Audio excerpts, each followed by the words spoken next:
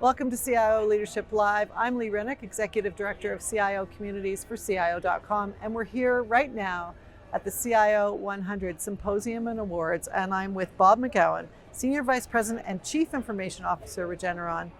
Thanks so much for joining me here today, Bob. It's been a really active few days here at the conference. Could you please introduce yourself and maybe tell us a little about your current role?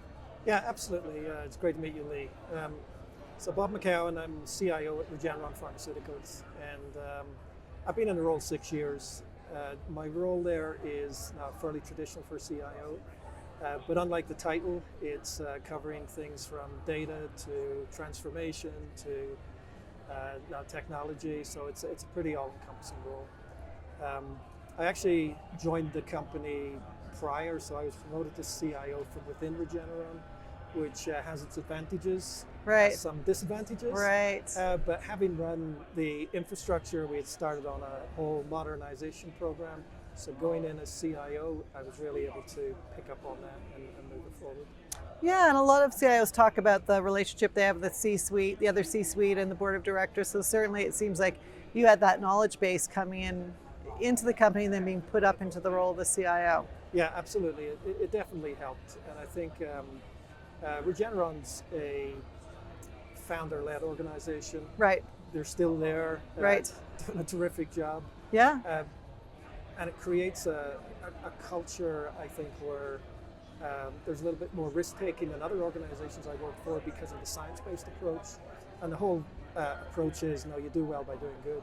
Right. And that creates a type of excitement I just didn't see in some other organizations. Oh, fantastic. Well, congratulations to Regeneron for winning the CI 100 award. We're having the gala tonight. It's going to be fantastic to celebrate all of this amazing technology that people like yourselves are really embracing and pushing forward in their organizations. Could you tell me a little bit about the award-winning project? It's called Centralized Data Platform Using Data to Uplift Science. So I'd love to learn more about it. Yeah, absolutely. And the centralized data platform is, I guess, a result of a lot of investments in past years. But it's at the simplest level. What we do is we research and find drug candidates. We then go to what we call PMPD, which is pre-manufacturing, and they learn how to scale it up.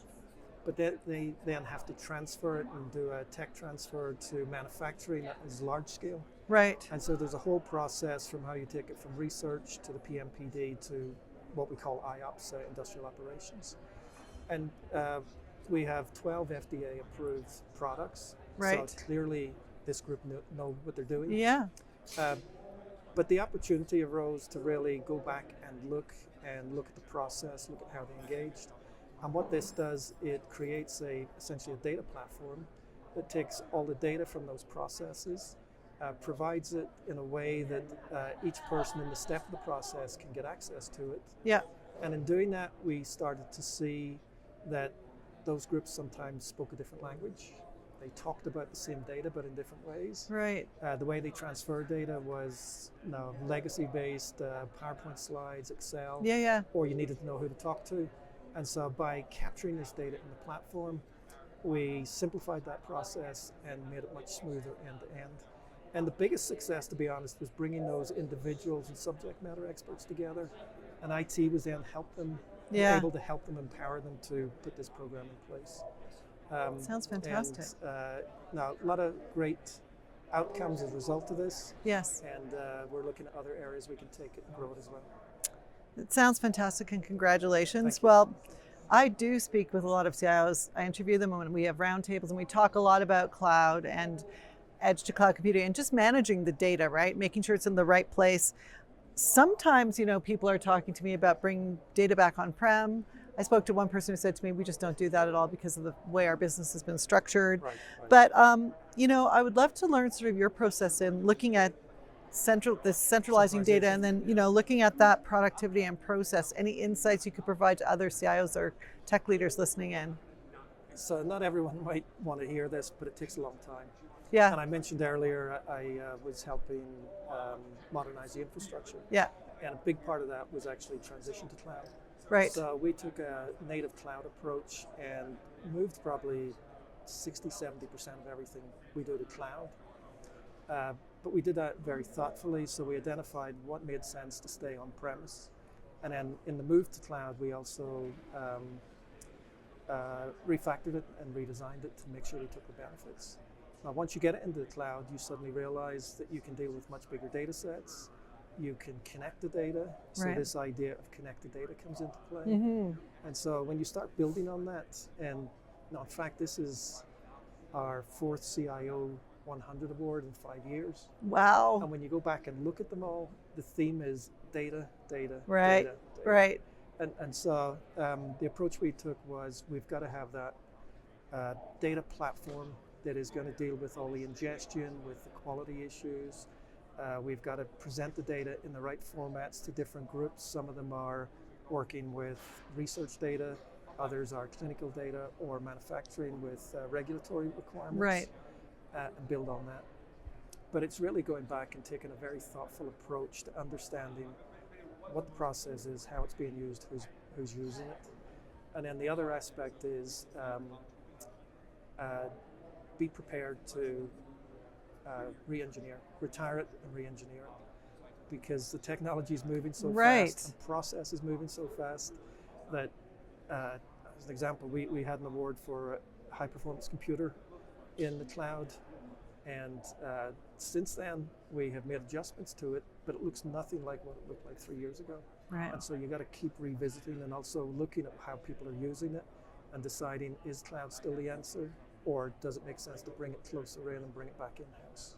So it's continually evaluating what makes most sense. That is, thank you for those insights. Those are great insights that are shared because I speak about it all the time, and it really does seem, it is data, data, data, as you said, but it's like now people are really honing in with it, especially with generative AI, because they want to make sure they have the best data that they're going to be using that on, right, in their space. So I appreciate that. Okay, so you said your organization is founder driven and owned, and we released the State of the CIO report, and in that survey, 79% of the CIOs surveyed said that they have an educational partnership with the board and the C-suite. So I'd love your take on that. You know, the CIO is a business leader and having that educational partnership. Yeah. How are you managing that? So I think it works both ways. Right. So I personally went out and became NACD certified. And part of it was Nice. I wanted to think about what are the pressures they're under. Because if you think of what's happened in the last few years, we had COVID-19, Yeah. changed everything. Yep.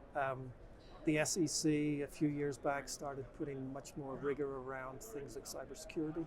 Yeah. And so the board had to lean into cybersecurity. Now you have AI.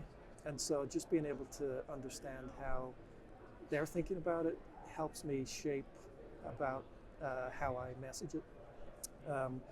All the boards are slightly different. With my own experience, mostly I interact with the audit committee.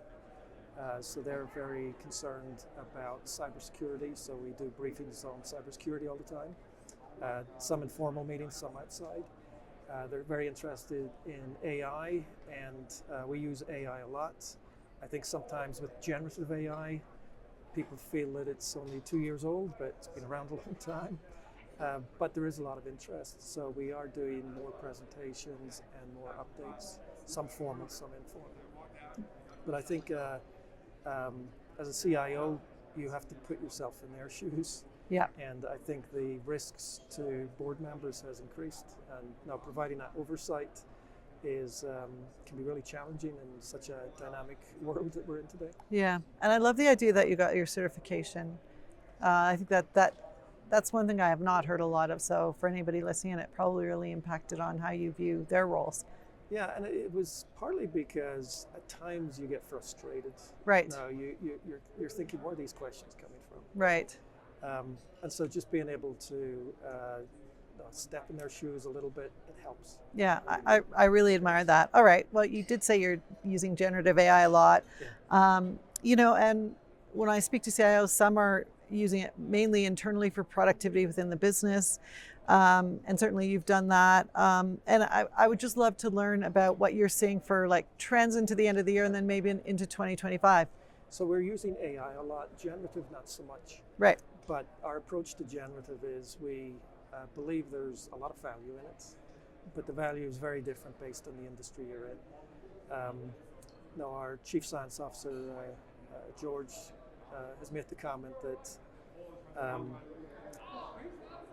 AI is not going to replace scientists or the scientific approach, Right. but it will make a good scientist even better. Better. Yeah. And so I think a lot of the things we're looking at are practical examples of where it can help. And one very simple example is within our industry, you have lab notebooks where you have to track everything. And historically, they were done on paper. Right. So we have identified some paper labs, Yeah. lab books, and there's probably a wealth of information in there, but it's not in an easily accessible format. And so where we're using generative AI is to scan and interpret those and read them.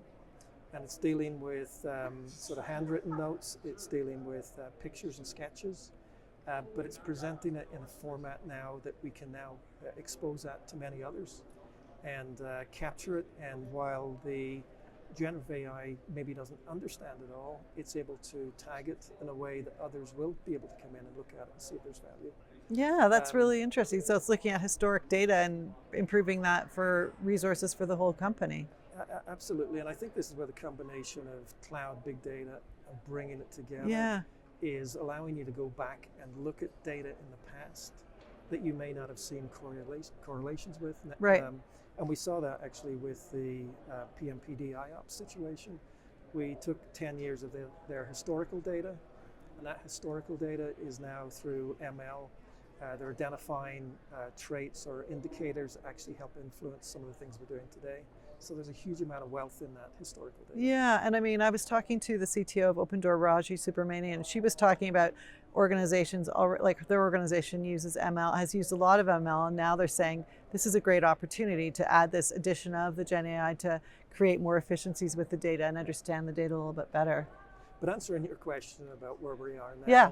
I think there's been a lot of hype because of the excitement. And I think now we're into the reality. Right. And some of my colleagues are taking these huge programs and almost betting the house on it. Right. I think others are coming back to, now what we're doing is what has made us successful. Yeah. This can reshape some of the things we do, but let's find those practical ways that can accelerate work we're doing, enhance the work we're doing. And I think start there, build the capability, build the muscle, and then grow. And I do believe there's huge value in generative AI. Now you've got to use your imagination as to where that value is, but Right. I think it's going to be a multi-year journey as we figure it out. Well, I appreciate that advice that you're providing to anybody who's listening in, and thank you so much for joining me here today, Bob. I really appreciate it. No, I appreciate you asking me. Thank you. Thanks.